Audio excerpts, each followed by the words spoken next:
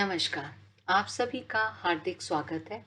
आज हम कक्षा 11वीं की हिंदी की पाठ्यपुस्तक आरोह भाग 1 के गद्य खंड का प्रथम पाठ, जिसका नाम है नमक का दारोगा, का अध्ययन करेंगे। यह कहानी है और यह कहानी हिंदी साहित्य के महान कहानीकार प्रेमचंद जी द्वारा रचित है। प्रेमचंद जी के नाम से कौन नहीं परिचित है। प्रेमचंद जी का मानना था कि साहित्य वह जादू की लकड़ी है जो पशुओं में, ईंट पत्थरों में, पेड़ पौधों में भी विश्व की आत्मा का दर्शन करा देती है। वास्तव में प्रेमचंद जी का साहित्य वही जादू की लकड़ी है। प्रेमचंद जी का मूल नाम धनपत राय। आपका जन्म सन 1880 में लम्ही गांव, उत्तर प्रदेश में। प्रेमचंद जी ने अनेकों उपन्यास और कहानियां, नाटक तथा निबंध लिखे। प्रेमचंद जी का मानना है कि किसी भी दिन अगर वह कुछ नहीं लिखते तो उस दिन उन्हें रोटी खाने का अधिकार नहीं। ऐसी महान सोच वाले प्रेमचंद जी हमारे हिंदी साहित्य के शिरोमणि हैं। उपन्यास में सेवा सदन, प्रेमाश्रम, रंगभूमि, निर्मला, कायाकल्प, गबन, कर्मभूमि, गोदान। तो कहानी संग्रह में इनकी कहानियों का संग्रह मानसरोवर नामक पुस्तक में किया गया है और इसके 8 खंड हैं। इसके अलावा सोजे वतन और गुप्त धन। आपने नाटक भी लिखे, करबला, संग्राम, प्रेम की देवी। इसके अलावा आपके निबंधों का संग्रह किया गया है, कुछ विचार और विविध प्रसंग नामक पुस्तक। आपकी मृत्यु सन 1936 में। प्रेमचंद हिंदी कथा साहित्य के शिखर पुरुष माने जाते हैं। कथा साहित्य के इस शिखर पुरुष का बचपन अभावों में बीता। स्कूली शिक्षा पूरी करने के बाद पारिवारिक समस्याओं के कारण जैसे तैसे बीए तक की पढ़ाई की। अंग्रेजी में एमए करना चाहते थे, लेकिन जीवन यापन के लिए नौकरी करनी पड़ी। सरकारी नौकरी मिली भी, लेकिन महात्मा गांधी के असहयोग आंदोलन में सक्रिय होने के कारण त्यागपत्र देना पड़ा। राष्ट्रीय आंदोलन से जुड़ने के बाद लेखन कार्य सुचारू रूप से चलता रहा। पत्नी शिवरानी देवी के साथ अंग्रेजों के खिलाफ आंदोलनों में हिस्सा लेते रहे। उनके जीवन का राजनीतिक संघर्ष उनकी रचनाओं में सामाजिक संघर्ष बनकर सामने आया, जिसमें जीवन का यथार्थ और आदर्श दोनों था। और आज हम जिस कहानी के बारे में पढ़ने जा रहे हैं, उस कहानी में भी उन्होंने आदर्शोन्मुख यथार्थवाद की स्थापना की है। विद्यार्थियों, इस वीडियो में हम इस कहानी को नहीं पढ़ेंगे, बल्कि इस कहानी का सारांश और इस कहानी के मुख्य बिंदुओं पर चर्चा करेंगे। मेरा आपसे अनुरोध है कि आप नमक का दारोगा कहानी को स्वयं पढ़ें। जब आप एक बार इस कहानी को पढ़ेंगे तो उसके बाद मुझे पूर्ण विश्वास है कि प्रेमचंद की और कहानियों को पढ़ने के लिए आप जरूर लालायित हो जाएंगे। प्रेमचंद जी के जीवन के बारे में आपको और अधिक जानना हो, उनको और समझना हो, तो प्रेमचंद जी के पुत्र अमृत राय द्वारा रचित पुस्तक कलम का सिपाही अवश्य पढ़िए। आप प्रेमचंद जी के कई अनछुए पहलुओं से परिचित होंगे और आपको गर्व महसूस होगा कि हमारे हिंदी के इतने महान साहित्यकार प्रेमचंद जी हैं और उनकी कहानी हम पढ़ रहे हैं। अब आते हैं कहानी नमक का दारोगा पर। यहाँ दी गई कहानी नमक का दारोगा, जिसका प्रथम बार प्रकाशन सन 1914 में हुआ था, प्रेमचंद की बहुचर्चित कहानी है, जिसमें आदर्शोन्मुख यथार्थवाद एक मुकम्मल उदाहरण के रूप में देखा जा सकता है। आदर्शोन्मुख यथार्थवाद क्यों है? आपने कहानी पढ़ी तो आपने महसूस किया होगा कि कहानी के अंत में आकर के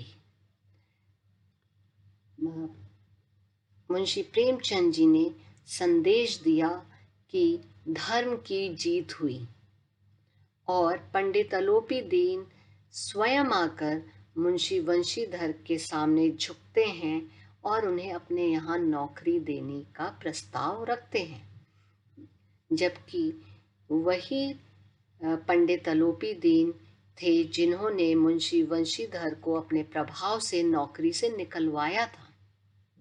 तो उनका इस प्रकार का हृदय परिवर्तन, अंत में मुंशी वंशीधर के गुणों का बखान करना, उन्हें उनके गुणों की पहचान कर अपने यहाँ नौकरी पर रखना, एक आदर्शवाद की स्थापना है। कहानी में ही एक मुहावरा आया है, धन के ऊपर धर्म की जीत। यह वास्तव में उसी की कहानी है। धन और धर्म को हम क्रमशः असद्वृत्ति और सद्वृत्ति, बुराई और अच्छाई, असत्य और सत्य इत्यादि भी कह सकते हैं।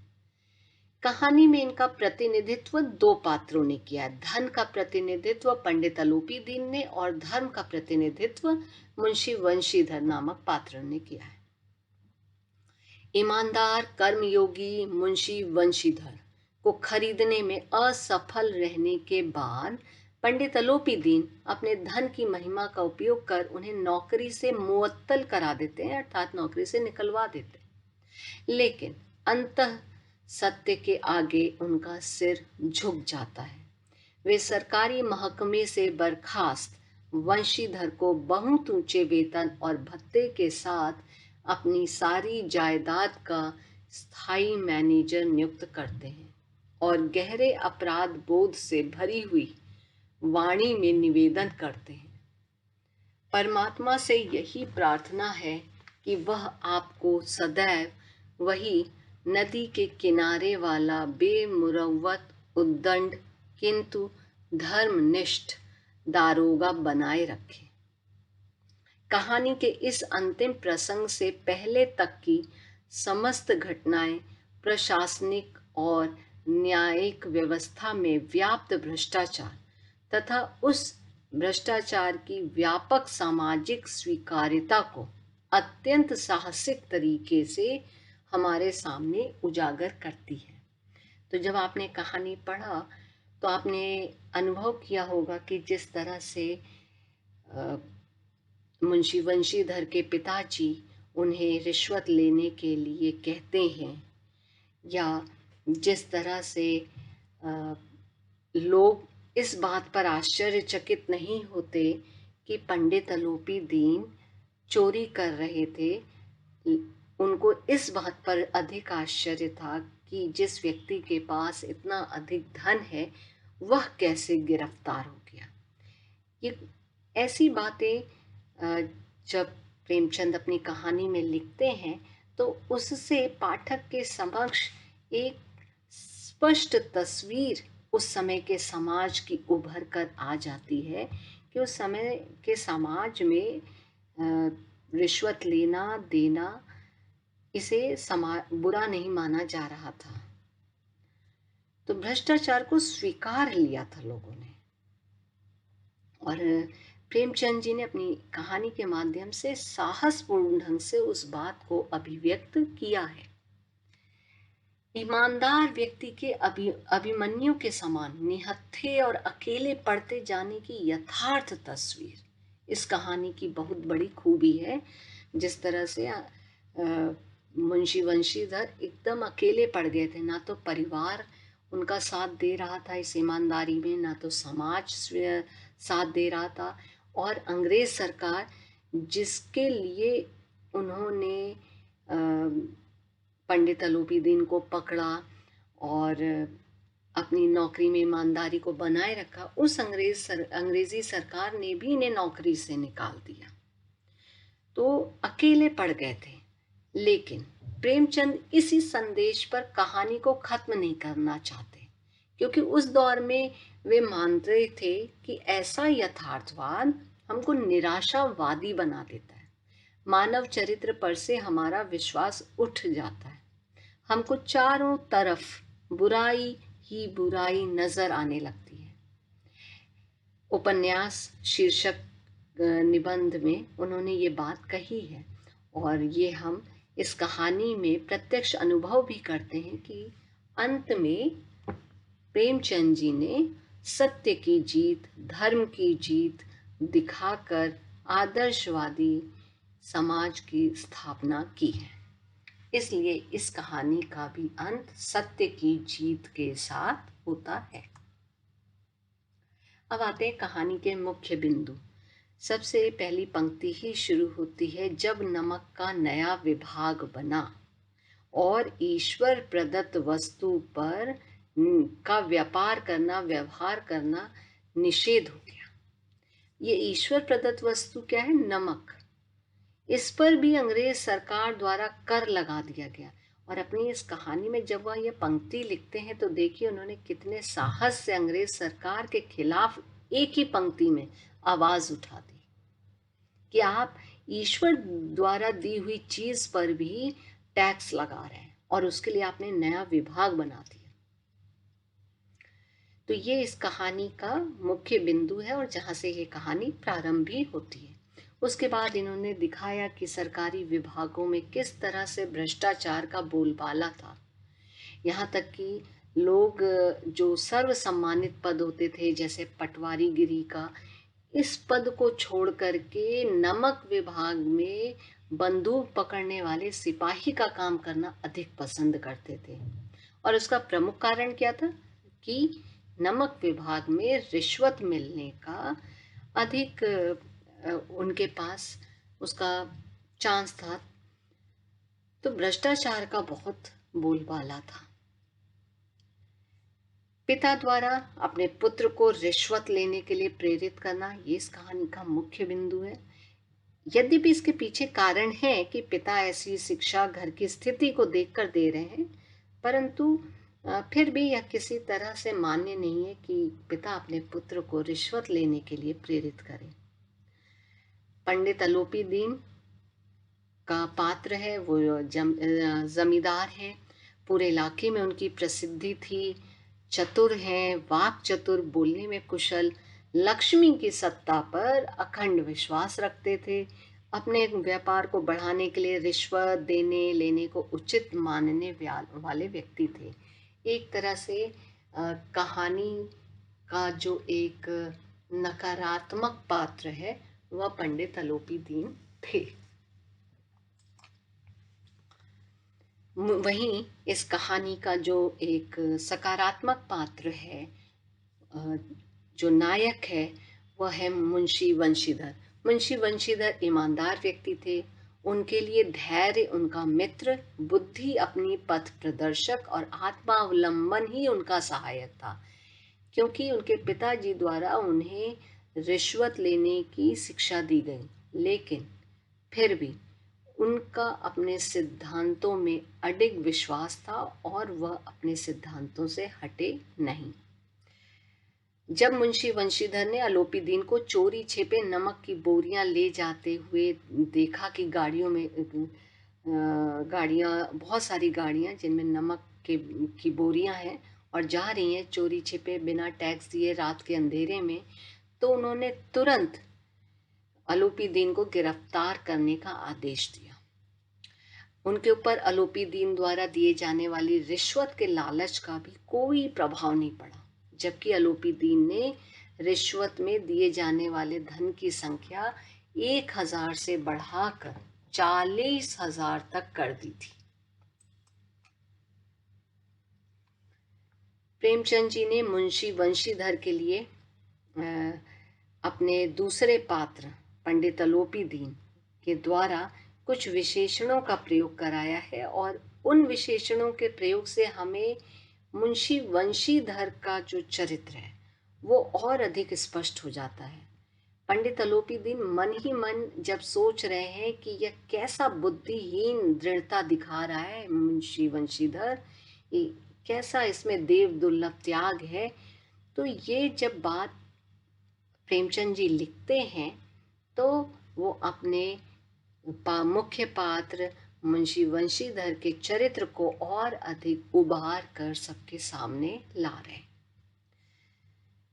आगे जब कहानी में हम बढ़ते हैं तो हम देखते हैं कि दुनिया जो है वो समर्थवान के आगे झुकती है और लेकिन पीठ पीछे बात करती है। भीड़ अर्थात समाज के लोगों का स्वयं तो भ्रष्टाचार में लिप्त होना भी दिखाया गया और तमाशा देखने की प्रवृत्ति एवं संवेदनहीनता पर लेखक ने बड़ी सुंदरता से कटाक्ष किया है। आगे न्याय व्यवस्था की ओर बढ़ते हैं प्रेमचंद जी इस कहानी के माध्यम से, और वहां पर एक सूत्र वाक्य आया है, जहां पक्षपात हो वहां न्याय की क्या उम्मीद। ये इस तरह के जो सूत्र वाक्य हैं वो वकीलों द्वारा अलोपीदीन के छूट जाने पर खुशी मनाना और इस तरह का सूत्र वाक्य लिखना, ये न्यायिक व्यवस्था में फैले भ्रष्टाचार की स्थिति को दर्शाता है। वंशीधर को नौकरी से निकाले जाने पर परिवार का दुखी होना, पिताजी द्वारा उसे डांट लगाना, उन्हें वंशीधर द्वारा रिश्वत के मौके को ठुकराने का दुख होता है। इस नासमझी के कारण वह उसकी पढ़ाई लिखाई तक को भी निरर्थक मानते हैं। कहानी का अंत धीरे धीरे कहानी अंत की ओर बढ़ती है तो कहानी के अंत में पंडित अलोपीदीन द्वारा मुंशी वंशीधर के ईमानदारी के गुण को पहचानना और उसे अपने यहाँ इन गुणों के कारण नौकरी पर रखना। इस पूरी कहानी में प्रेमचंद जी ने उस समय के समाज में फैले भ्रष्टाचार को दिखाया है, समाज के यथार्थ वास्तविक रूप का चित्रण किया है, लेकिन कहानी के अंत में धन पर धर्म की जीत दिखाकर प्रेमचंद जी ने आदर्श यथार्थवाद की कल्पना की है।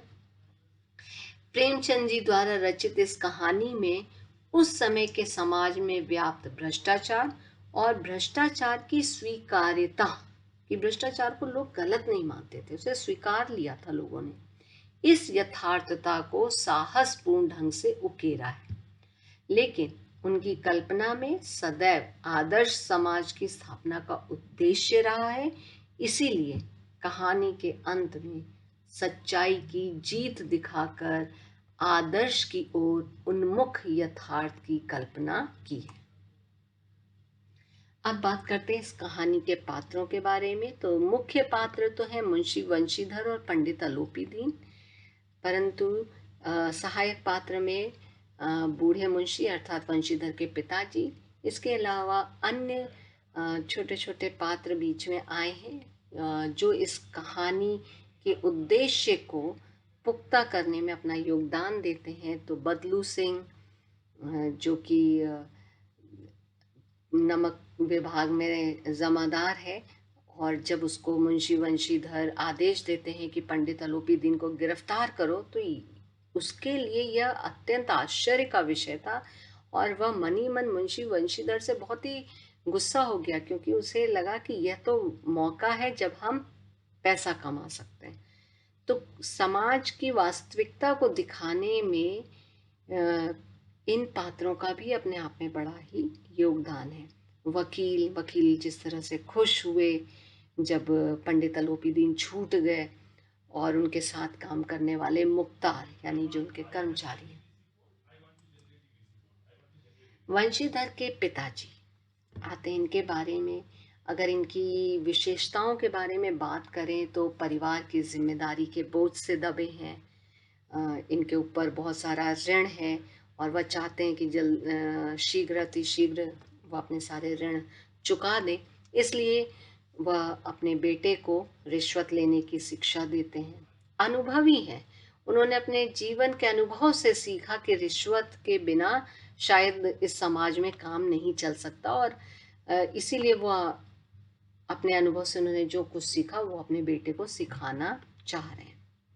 भ्रष्टाचार को बढ़ावा देने वाले पात्र के रूप में ये उभर कर आए हैं। मुंशी वंशीधर, जो इस कहानी के मुख्य पात्र कहे जा सकते हैं, धर्मनिष्ठ हैं, सत्य ईमानदारी में अटूट विश्वास है, कर्तव्यनिष्ठ हैं। हजारों रुपयों की रिश्वत भी मिली पर अपने कर्तव्य से नहीं हटे, स्वाभिमानी हैं।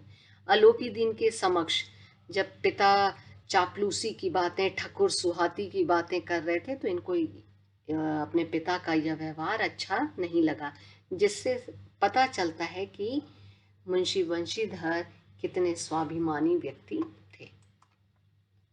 पंडित आलोपी दीन भ्रष्टाचारी हैं, वाक चातुर्य, बोलने में कुशल हैं, क्योंकि इन्होंने पूर्ण प्रयास अपनी मीठी बोली से पूर्ण प्रयास किया था कि वह मुंशी वंशीधर को रिश्वत लेने के लिए मना लें। गुणों के पारखी भी हैं। मुंशी वंशीधर के गुणों को अंग्रेज सरकार ने भी नहीं पहचाना और उन्हें नौकरी से निकाल दिया, तो वही पंडित आलोपी दीन ने उनके गुणों को पहचाना और उन गुणों का मान सम्मान करने के लिए वे अंत में मुंशी वंशीधर के पास आए और नौकरी का प्रस्ताव दिया। पंडित आलोपी दीन के दो पक्ष कहे जा सकते हैं। एक तो निंदनीय पक्ष या नकारात्मक पक्ष है, जिसमें वो भ्रष्टाचारी हैं, रिश्वत लेना देना उचित मानते हैं, धन के समक्ष सबको तुच्छ मानते हैं। तो वहीं प्रशंसनीय पक्ष ये रहा कि उन्होंने मुंशी वंशीधर के ईमानदारी के गुणों का सम्मान किया और अंत में आकर उन्हें अपने यहाँ नौकरी का प्रस्ताव दिया। और एक तरह से कहानी को उद्देश्य पूर्ति तक पहुंचाने में इनका बहुत बड़ा योगदान है। पाठ में विभिन्न वाक्य आए हैं जिनके आशय आपसे परीक्षा में भी पूछे जा सकते हैं, परीक्षा में ना भी पूछे जाएं, परंतु आपको इन वाक्यों का अर्थ समझना अत्यंत आवश्यक है। जब मुंशी वंशीधर के पिताजी उन्हें कहते हैं कि नौकरी में ओहदे की ओर ध्यान मत देना, यह तो पीर की मजार है, निगाह चढ़ावे और चादर पर रखनी चाहिए। तो इस वाक्य के द्वारा वो कहते हैं कि नौकरी के ओहदे और उससे जुड़े सम्मान से भी ज्यादा महत्व ऊपरी कमाई का है, और ऐसी नौकरी करने के लिए उन्हें कहा कि जहां ज्यादा से ज्यादा रिश्वत मिल सके। और आगे उसी संवाद में ही मुंशी वंशीधर के पिताजी कहते हैं कि मासिक वेतन तो पूर्णमासी का चांद है, जो एक दिन दिखाई देता है और घटते घटते लुप्त हो जाता है। तो इसका अर्थ हुआ कि मासिक वेतन को पूर्णमासी का चांद इसलिए कहा गया क्योंकि वह महीने में एक दिन दिखाई देता है और घटते घटते लुप्त अर्थात गायब हो जाता है। वेतन भी एक ही दिन आता है और जैसे जैसे माह आगे बढ़ता है वह भी खर्च होता जाता है और अंत में गायब हो जाता है। दुनिया सोती थी पर दुनिया की जीभ जागती थी। तो यह वाक्य उस समय आया है कहानी में जब पंडित आलोपी दीन की गिरफ्तारी हो गई थी और वह रात का समय था, लेकिन रात भर में ही पूरे आसपास के सभी गांव में सभी जगह यह खबर फैल गई कि पंडित आलोपी दीन गिरफ्तार हो गए। तो यह संसार के स्वभाव पर तीखी टिप्पणी है कि संसार में लोग कुछ करें या ना करें, दूसरों की निंदा करते हैं, हालांकि निंदा करने वाले को अपनी कमी का ध्यान नहीं रहता है। धर्म ने धन को पैरों तले कुचल डाला। धर्म मानव की दिशा निर्धारित करता है। वंशीधर ने आलोपी दीन के द्वारा दिए जाने वाले धन को ठुकराकर उसके धन के मिथ्याभिमान को, जो झूठा अभिमान था कि धन से तो वह सब कुछ खरीद सकते हैं, इस झूठे अभिमान को चूर चूर कर दिया वंशीधर की दृढ़ता ने, वंशीधर की सत्य निष्ठा ने, उनकी कर्तव्य निष्ठा ने, तो धर्म ने धन को पैरों तले कुचल डाला। यहाँ पर धर्म से तात्पर्य है मुंशी वंशीधर का अपने सिद्धांतों पर अडिग रहना। तो उसके धर्म ने धन को कुचल दिया और बिना डरे उन्होंने पंडित आलोपी दीन को गिरफ्तार कर लिया। आशा है कि आपको कहानी के विभिन्न बिंदु स्पष्ट हुए होंगे और कहानी और अधिक अच्छे से समझ में आई होगी। धन्यवाद।